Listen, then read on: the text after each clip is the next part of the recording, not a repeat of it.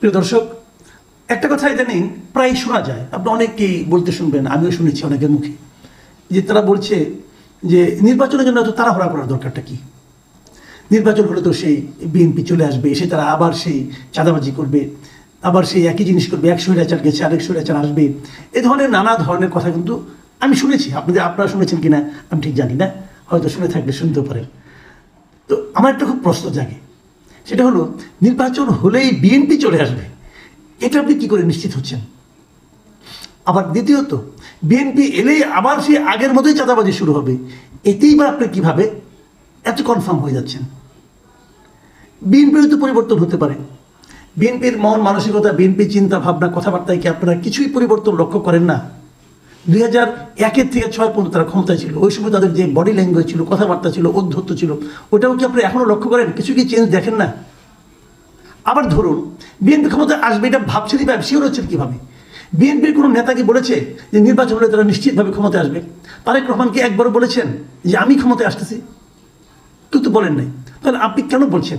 এগুলি কারা বলছে? দেখুন, যারা বাংলাদেশের বিভিন্ন পলিটিক্যাল পার্টিতে, বেশি আমি স্টুডেন্টের যে পার্টিটা আছে এদেরকে এই ধরনের কথা আমি বলতে শুনেছি। তো ওনারা তো একটা পলিটিক্যাল পার্টি করেছেন, কেন করেছেন? ওনারা পার্টিটা কেন করেছেন? ক্ষমতায় যাওয়ার জন্যই তো করেছেন। তাহলে ওনারা কেন নিজেদের উপর সে আস্থাটা রাখতে পারছেন না যে আমরা এত ভালো কাজ করবো? এই নির্বাচন, আমি ধরে নিচ্ছি নির্বাচন কবে হবে বলেন তো? ডিসেম্বরে অথবা আগামী বছরের জুনে। তো ডিসেম্বরের আগে তো নির্বাচনের কথা কেউ বলছে না, দাবিও করছে না। যে ডিসেম্বরে নির্বাচন হয়, সেটারও তো এখন থেকে বলতে গেলে আরও কমপক্ষে 9 মাস আছে। এই 9 মাসে যদি আপনারা প্রচুর কাজ করেন, মানুষের মন জয় করতে পারেন, আপনাদের আচরণের মাধ্যমে আপনারা যদি প্রমাণ করতে পারেন যে আপনারাই এই জনগণের একমাত্র ভরসার জায়গা, তাহলে 9 মাসে অনেক কিছু ঘটতে পারে। শ্রীলঙ্কাতে ঘটেছে, দিল্লিতে তো একসময় আম আদমি পার্টি যেরকম করেছে। তো আপনারা সেই পথে যাচ্ছেন না কেন? কেন আপনারা ব্লেম গেমে যাচ্ছেন? কেন আপনারা ধরেই নিচ্ছেন বিএনপি ক্ষমতা আসবে? এটা যদি আপনাদের উপলব্ধি হয় যে আপনারা বিভিন্ন জায়গায় মাঠে ময়দানে গিয়েছেন, মানুষের সঙ্গে কথা বলেছেন, তারা বলেছে যে হ্যাঁ বিএনপিকে আমরা ভোট দিব, তাহলে যদি হয়, যদি তার উপর ভিত্তি করে হয়, তাহলে এক কথা, এছাড়া অন্য কি? তো আমি এই জায়গাগুলোতে বলি, দেখুন নির্বাচনে এখনো অনেক বাকি আছে কিন্তু। তো এখন এই যে বিএনপি এলেই বিএনপি চাঁদাবাজি শুরু করবে, এই কথাটা যারা বলছে, তার ব্যাপারে আজকে আমি যে এই কথাটা আমি এই আলোচনাগুলি কেন করলাম সেটা আমি বলি একটু আগে। আজকে আমি একটা পত্রিকায় একটা রিপোর্ট পড়লাম যে বিএনপির একজন নেতা মির্জা আব্বাস, তিনি একটা কথা বলেছেন। সেই কথাটা আমার কাছে মানে একটু ফানি মনে হলো, কথাটা কিন্তু আপনাদের উড়িয়ে দিতে পারবেন না। উনি কি বলেছেন? যে চাঁদাবাজি দিয়ে যে দলের শুরু, তারা বলে বিএনপি ক্ষমতায় এলে দেশের কি হবে। তো ওনারা কাকে লক্ষ্য করছেন? উনি স্টুডেন্টদেরকে বলেছেন, স্টুডেন্টদের যে নাগরিক পার্টি তাদের সম্পর্কে বলেছেন। এটাকে অনেকে তো মনে করতে পারে যে উনি হয়তো রাজনৈতিক একজনকে হেয় প্রতিপন্ন করার জন্য বললেন, কিন্তু এই কথাটা কি একেবারেই ভিত্তিহীন? চাঁদাবাজির কথাটাকে উঠে নেয় ওনাদের বিরুদ্ধে। ইদানিং তো স্টুডেন্টদের বিরুদ্ধে, সমন্বয়কদের বিরুদ্ধে নানা জায়গা থেকে কিন্তু চাঁদাবাজির কথা উঠছে, মানে নানা জনকে নানাভাবে চাকরিতে দেওয়ার জন্য সুপারিশের কথা উঠছে, এগুলো শোনা যাচ্ছে। এমনকি তাদের যে বড় বড় বিশাল আয়োজনে মিটিং হচ্ছে, সেই মিটিংয়ে তারা তো কারো না কারো টাকা দিচ্ছেন। ওনারা বলছেন ওনাদের শুভানুদ্ধ হেরে দিচ্ছে, এটা তো এক ধরনের চাঁদাই। তো এই যে কথাগুলো উঠছে, এটা কেন? এই সব কিছু কিন্তু হচ্ছে কেন? এই সব কিছু হচ্ছে ক্ষমতাকে কেন্দ্র করে। কে ক্ষমতায় যাবেন, কিভাবে ক্ষমতায় যাবেন, এই যে একটা টানাপোড়েন, এই যে একটা দৌড়, কার আগে কে কি বলবেন, কার বিরুদ্ধে কে কি বলবেন, এই যে এখানে যারা শ্রমটা বিনিয়োগ করছেন, আমার একটা খালি মনে হয় মাঝে মাঝে যে আপনারা এই দিকে পরস্পরের দিকে কাদা ছেড়াছেড়ি না করে আপনারা জনগণের মন জয় করার চেষ্টা করেন না কেন? জনগণকে বলেন যে আপনারা কি করতে চান। আমি এখন পর্যন্ত কিন্তু শুনিনি কিছু যে তারা যে কি করবে জনগণের জন্য, সেই কথাটা কেউ বলছে।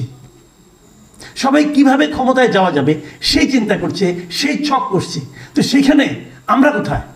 দেখুন, সরকার সংস্কার করতেছে, এটা হলো আরেক জিনিস।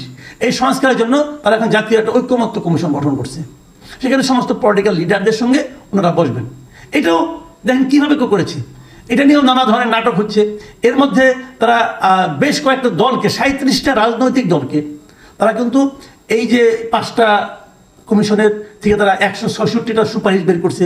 সেই সুপারিশ সম্পর্কে মতামত জানতে যে টিক চিহ্ন দেওয়া, প্রত্যেকটা সুপারিশের সঙ্গে একটা লেখা আছে একমত, কোথাও লেখা একমত নয়, কোথাও লেখা আংশিকভাবে একমত। এখন আপনাকে টিক চিহ্ন দিতে হবে আপনি কোনটায়, এবং তারপরে যদি আপনাদের নিজস্ব কোনো বক্তব্য থাকে সেটাও আপনি উল্লেখ করবেন যে আমার এই বক্তব্য আছে।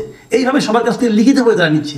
এই 37টার মধ্যে, এর মধ্যে গতকাল পর্যন্ত 15টা দল তাদের লিখিত মতামত জানিয়েছে, ওখানে টিক চিহ্ন দিয়ে মতামত সহ জানিয়েছে, বাকিরা এখনো দেয়নি। বিএনপি অথবা জাতীয় আপনার জামাত ইসলামী এটা এখনো দেয়নি। আর জাতীয় পার্টি অথবা আওয়ামী লীগের সঙ্গে যারা ছিল তাদের কাছে তো তাদের তো ডাকাই হয় নাই, তাদেরকে বাদ দিয়েই জাতীয় ঐক্যমত্য হবে। আমার কাছে খুব হাস্যকর লাগে যে আপনি জাতীয় ঐক্যমত করতেছেন, তো জাতীয় ঐক্যমত বলতে এরা নাই। এই লোকগুলো কি ভোট দেয় না? এই লোকগুলো কি জাতির অংশ না? এই এদেরকে বাদ দিয়ে আপনি কিভাবে জাতীয় ঐক্যমত্য করবেন? এদের টাকাই হয় নাই। যাও, সেটা নিয়ে অন্য বিতর্ক, সেটা নিয়ে হয়তো পরে একসময় দেখা যাবে কি হয়। কিন্তু এই যে জিনিসটা তারা করছেন, এটা কেন করছেন তারা এইভাবে করছেন? এই কারণে তারা আসলে পলিটিক্যাল পার্টিগুলোকে একটা প্যাচে ফেলানোর চেষ্টা করছেন। পরে বলবেন আপনারা তো লিখিতভাবে এটা স্বীকার করছেন, তো তখন তাদের এটা স্বীকার করতে হবে। তো এখন এর বাইরে আর কিছু থাকতে পারে, আর পলিটিক্যাল পার্টিগুলো কতটুকু কি মতামত দেবে না দেবে সেটা নিয়ে তারা বসবে। কিন্তু আমার প্রশ্ন হলো যে এই পলিটিক্যাল পার্টির বাইরে কি আর কেউ নাই? আর কেউ জাতির মধ্যে কেউ পড়ে না? আপনি যখন জাতীয় ঐক্যমত্য করবেন, সেই জাতীয় ঐক্যমত্যের মধ্যে এই কটা রাজনৈতিক দল ছাড়া আর কেউ নাই, আর কাউকে ইনক্লুড করার কোনো প্রয়োজন নাই। তো সে আলোচনাগুলো হবে। এখন প্রশ্ন হচ্ছে কি হবে? আওয়ামী লীগ তো বাদ, জাতীয় পার্টি তো বাদ, অন্যান্য সব দল তো বাদ, এরা তো মানুষই না। হ্যাঁ, এদেরকে টেবিল বানিয়ে অনেক কিছু করছেন, আপনারা করেন, সমস্যা নাই। কিন্তু যাদেরকে নিয়ে করতে চাচ্ছেন তাদের মধ্যে ঐক্যমত্য করতে পারতেছেন? কতটুকু করবেন? আজকে একটা রিপোর্ট দেখলাম, বিএনপি বলতেছে, বিএনপির পক্ষ থেকে নাকি বলা হচ্ছে এরকম যে বিষয়গুলো নির্বাচনকে বিলম্বিত করতে পারে সেগুলোতে তারা সায় দেবে না। মানে ওনাদের দফা কিন্তু একটাই, যে নির্বাচনটাকে বিলম্বিত করবে এমন কোনো কিছু তারা সায় দেবে না। তারা যদি তার মানে তারা নির্বাচনটা আগে করতে চাচ্ছে। আবার ওদিকে আমরা তো বহুদিন ধরে শুনতেছি, সেটা হলো কি, যে গণপরিষদ একটা নির্বাচন হতে হবে।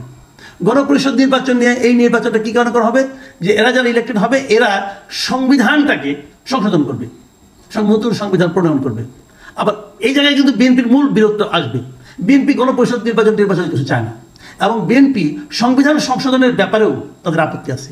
তারা বলে এই সংবিধানকে রেখে এটাকে একদম বাতিল করে দেওয়ার ব্যাপারে তাদের আপত্তি আছে। তাহলে এই যে বিরোধগুলো নিরসন কিভাবে হবে? যদি বিরোধগুলো নিরসন না হয় তাহলে নির্বাচন কিভাবে স্মুথ হবে? এবং তারপর যখন নির্বাচনের রোডম্যাপ ঘোষণা হবে তখন তো আরেকটা প্রসঙ্গ থেকেই যাবে। সেই প্রসঙ্গটা হলো এই সরকারের অধীনে একটা নিরপেক্ষ নির্বাচন হওয়া সম্ভব কিনা, সেই প্রশ্নটা কিন্তু তখন আসবে। এটা আসবে এই কারণে যে এই নতুন যে দলটা হয়েছে ছাত্রদের, এই দলের প্রতি এই সরকারের বিশেষ সহানুভূতিকে আমরা বিভিন্ন ক্ষেত্রে লক্ষ্য করি না, করি তো। সেই সমস্ত কারণেই কিন্তু ওই প্রশ্নটা আসবে। সেই প্রশ্নের সমাধান কিভাবে হবে সেটাও একটা বড় প্রশ্ন। আমি জানি না নির্বাচনকে সামনে রেখে এই যে বিভিন্ন কথাগুলো আমি বললাম, এটা সমাধান কিভাবে হবে। আমি সবসময় বলবো, আমি আগেও বলেছি, আবারও বলবো, এই কথাটা বলি আপাতত শেষ করতে চাই।